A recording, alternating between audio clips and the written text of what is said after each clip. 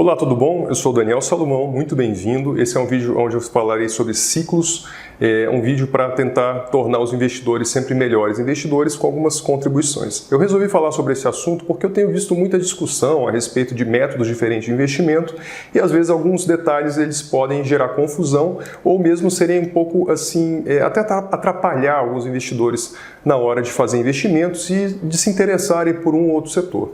Então eu resolvi começar a falar aqui sobre algumas ideias, tá? Eu vou tentar pegar uma coisa que pode ser muito complexa e traduzir de forma simples que qualquer um consiga entender. Até quem não investe ainda vai conseguir entender o que eu vou falar. E algumas colocações aqui. Primeiro, existem vários métodos diferentes hoje de você investir. Especialmente hoje eu vou falar sobre o mercado de ações, sobre renda variável, investimento em empresas, em ativos reais, do mundo real, empresas que fazem diversos tipos de atividades. Bem, eu tenho visto que tem uma discussão muito acalorada nas mídias sociais hoje, nos canais, etc., sobre preço, valuation, preço importa, não importa, o meu método é certo, o seu é errado, etc. Então, eu, como um bom investidor, já analisei vários diferentes métodos e vou colocar algumas colocações aqui de prós e contras sobre por que você deveria olhar ciclos e se ele vai ser compatível ou não com o seu método. Muito bem, primeira coisa que eu escuto às vezes as pessoas falando, eu não olho essa empresa porque ela é de um setor cíclico e o meu método não investe em setores cíclicos. Ok, mas tem um detalhe, toda economia, todo mundo está exposto a ciclo. Se você falar que os seus investimentos são a prova de ciclo, é difícil da gente conseguir chegar numa conclusão assim tão pura. Por quê? Os ciclos econômicos eles existem. Então, você está nesse barco da economia, ela sobe e desce. Então, a gente pode ter contração, expansão econômica, a gente pode ter inflação maior ou menor, a gente pode ter juros maiores ou menores, desemprego maior ou menor.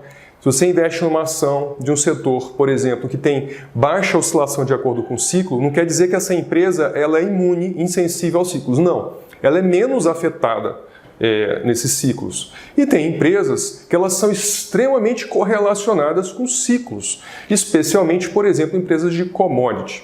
Agora vamos lá. Se o seu método é comprar todo mês, comprar todo mês, comprar todo mês, não interessa a cotação, não interessa preço, etc., você vai comprando, realmente a exposição a ciclos ela pode ser um pouco inapropriada no seu caso. Porque os ciclos eles fazem oscilações e períodos que podem ser até longos de valorização e desvalorização. Então vamos lá. Comprar uma empresa todo mês sempre passam vários anos e aí no final você vai fazer uma avaliação da sua carteira. Quanto que você aportou e quanto que você tem de patrimônio. Se você compra uma empresa que oscila demais, dependendo da hora que você fizer essa medição, se for no topo ou no fundo do ciclo, o seu resultado vai ser extremamente diferente. Então, para quem vai comprar empresas, especialmente no setor de commodities ou empresas muito sensíveis a ciclos, é importante entender o que eu vou mostrar aqui agora. Se esse não é o seu método, no mínimo você vai se beneficiar com mais conhecimento que está de graça para você assistir. Então eu acho que vale a pena sim essa aula. Outra coisa, não fique sempre muito focado no método e não avaliar os outros. Pode ser, coincidentemente, que você se deparou já com o melhor método para você. Porque eu falo o seguinte, o método pode ser melhor ou pior para cada pessoa. Tem pessoas que se adaptam muito bem a um método e não tão bem ao outro. Então, ao invés de você simplesmente falar que achou o melhor método do mundo e ficar nele para sempre, no mínimo, estude outros métodos, compara e faça uma crítica. Outra coisa, pode parecer estranho, mas você pode ter mais de uma carteira e em cada carteira você aplicar um método diferente. Isso não é proibido, você é um investidor, você decide. Então, por exemplo, você pode ter conta numa corretora que você faz um método, por exemplo, buy and hold, que é comprar sempre empresas só pela qualidade delas e não olhar completamente para preços. Uma parte do dinheiro você pode fazer aportes em outros métodos, como, por exemplo, o que eu vou ilustrar aqui. Essa aula, esse vídeo é sobre o ciclo em si. E eu pretendo fazer outros vídeos depois mostrando exemplos práticos, inclusive no Brasil, tá certo? Outra coisa que eu acho que vale a pena, por que vale a pena esse conteúdo? No Brasil, nós temos muitas empresas da área de commodities, inclusive as campeãs nacionais, porque nós temos players no Brasil que são campeões no planeta. A Vale do Rio Doce no setor de minério, Klabin, Suzano no setor de papel, celulose e produtos ali advindos de celulose. Então nós temos grandes players no mercado brasileiro que são campeões mundiais. Eles não são melhores do Brasil, eles são os melhores do planeta. E tem investidores no mundo inteiro que desejam investir nessas ações. E elas estão aqui na nossa bolsa para nós aplicarmos como pessoa física. Extremamente fácil. Então por que não conhecer essas empresas E você precisa, para investir nelas, do conhecimento que eu vou passar aqui agora. Então é importante, sim, saber sobre ciclos. Se você quer uma carteira muito bem diversificada e ficar só com exposição ao Brasil, ações do Brasil, no mínimo você vai ter que passar pelas nossas gigantes campeãs mundiais. Então, esse conhecimento vai sim ser válido. Se você ignorar todas as nossas empresas que são sensíveis ao setor de commodity, e não só commodity, mas a ciclo de moeda, de dólar, real, porque isso também é cíclico, né?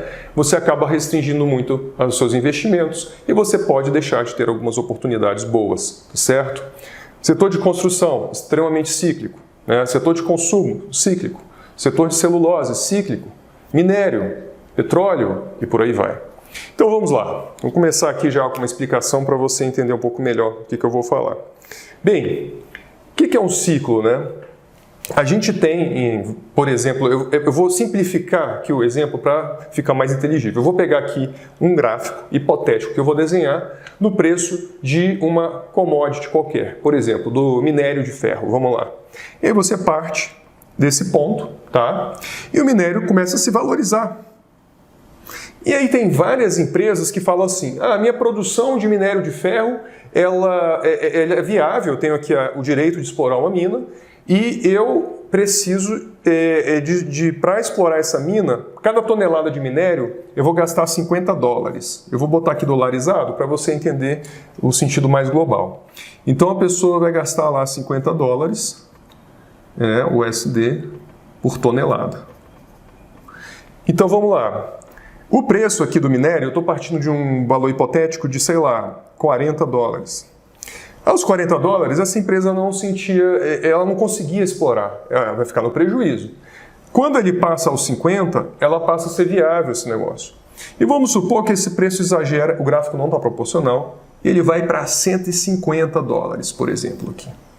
Não só essa empresa, como várias empresas no mundo vão ter a boa ideia de começar a extrair porque elas começam a ficar muito lucrativas e elas começam a participar do mercado. E elas começam a entregar para o mercado minério. Falar 50 eu lucro, a 70, uau, que lucro, a 100 então o meu lucro está fabuloso, porque com 50 eu pago todos os custos e os outros 50 é tudo lucro. E começam a fazer. Isso aqui chama a atenção de muitos investidores, empreendedores, etc, que começam a colocar dinheiro nesse mercado e a gente passa a ter um número muito maior. Aqui a gente tinha, sei lá, 3 vezes e aqui eu passo a ter, sei lá, 10 vezes empresas que estão participando desse mercado.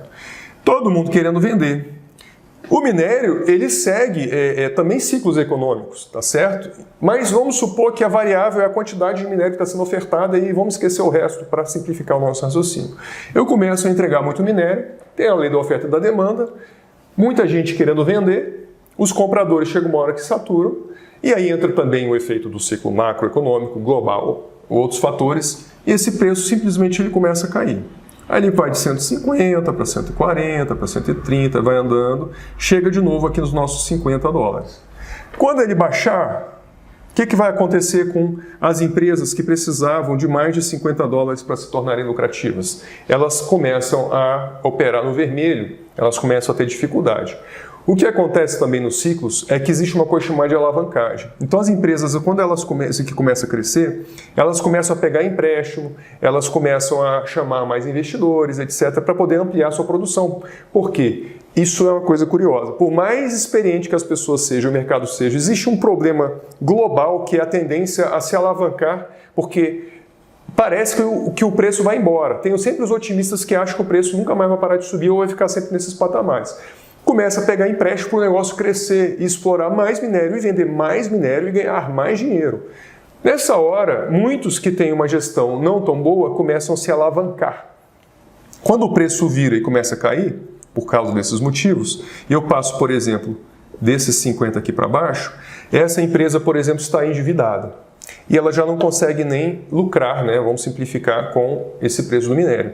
Então, quando ela entra aqui, aí eu uso uma analogia que é o seguinte, ela tem que prender o fôlego dela, porque ela fica torcendo para o preço voltar para cá, tá certo? Esperando, torcendo, ou simplesmente ela não tem muito o que fazer para ela conseguir pagar a dívida, pagar o dinheiro que ela investiu na operação, tá certo? E etc. Então, quando o preço começa a cair, vai para 40, vai para 30, por exemplo, essas empresas, por exemplo, que precisavam de 60, 70, 80 dólares, elas não têm fôlego para aguentar isso aqui. O que é o fôlego? Dívida correndo contra elas. Elas não conseguem entregar valor ao acionista. Elas têm ali custos operacionais, custos administrativos também, que por mais que ela desligue mina, etc., o custo administrativo, pagar CEO, pagar conselho, pagar sede, etc., eles continuam existindo. Então essas empresas entram no vermelho e elas começam a dar prejuízo, tá certo?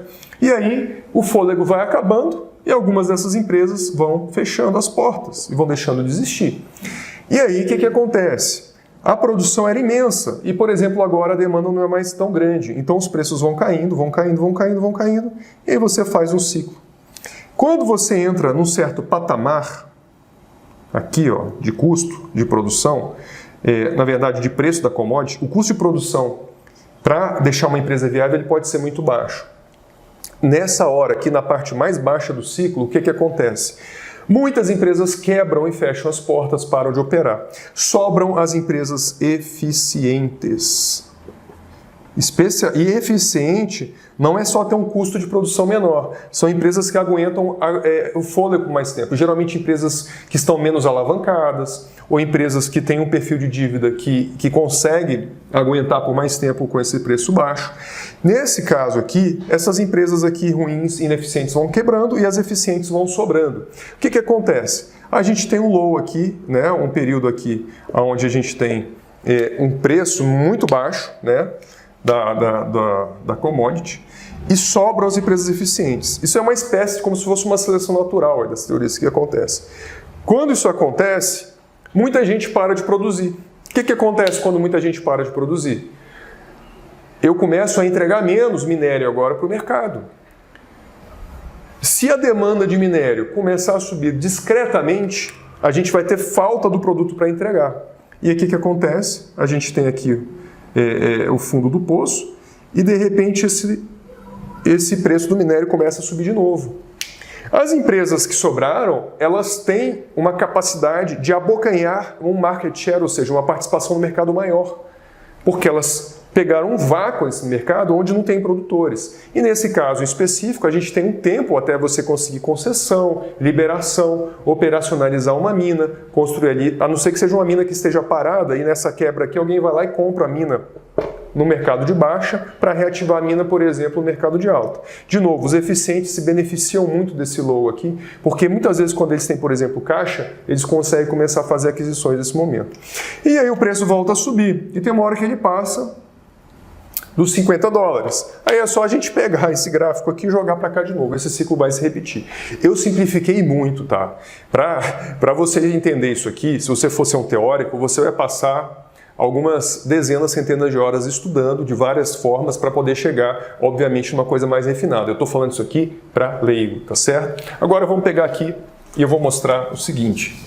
Então, Daniel, quer dizer que um investidor eficiente, um bom investidor, né, ele vai entender que existem ciclos.